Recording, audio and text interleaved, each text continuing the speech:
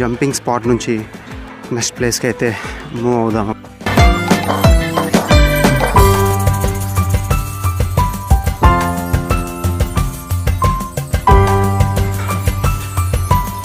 ఇక్కడ ఏదో వ్యూ అయితే బాగుంది.